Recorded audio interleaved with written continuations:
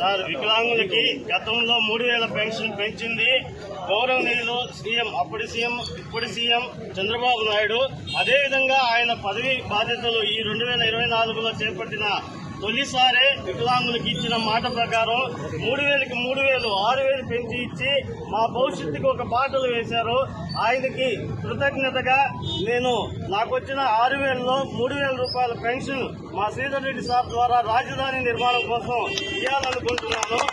దీంట్లో ప్రధాన కారణం ఏంటంటే శ్రీధర్ రెడ్డి సార్కి ఎందుకు ఇవ్వాలనుకుంటున్నానంటే ఆ రాజధాని భూముల కోసం ఆ రాజధాని రైతుల కష్టాలు తెలిసి క్షేత్ర స్థాయిలో అక్కడికి వెళ్లి ఒక రోజంతా రాజధాని ఉద్యమాల్లో రోజుల తరబడి శ్రీధర్ రెడ్డి సారు ఆ రైతుల కోసం పోరాడిన విధానం నచ్చి ఒక వికలాంగుడిగా సార్ ద్వారా రాజధాని నిర్మాణం కోసం నాకొచ్చిన 6000 రూపాయలు పెన్షన్ లో 3000 రూపాయలు నా భవిష్యత్తు కోసం 3000 ఉంచుకొని మిగతా 3000 రూపాయలు నేను మా గౌరవనీయులైన ఎమ్మెల్యే శ్రీధర్ రెడ్డి సార్ ద్వారా రాజధాని నిర్మాణం కోసం పంపిస్తున్నాను.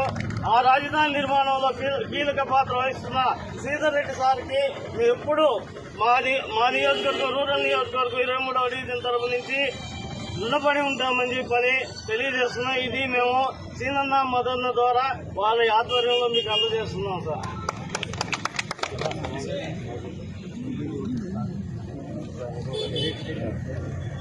పార్క్ నిర్మాణం జరుగుతుంది.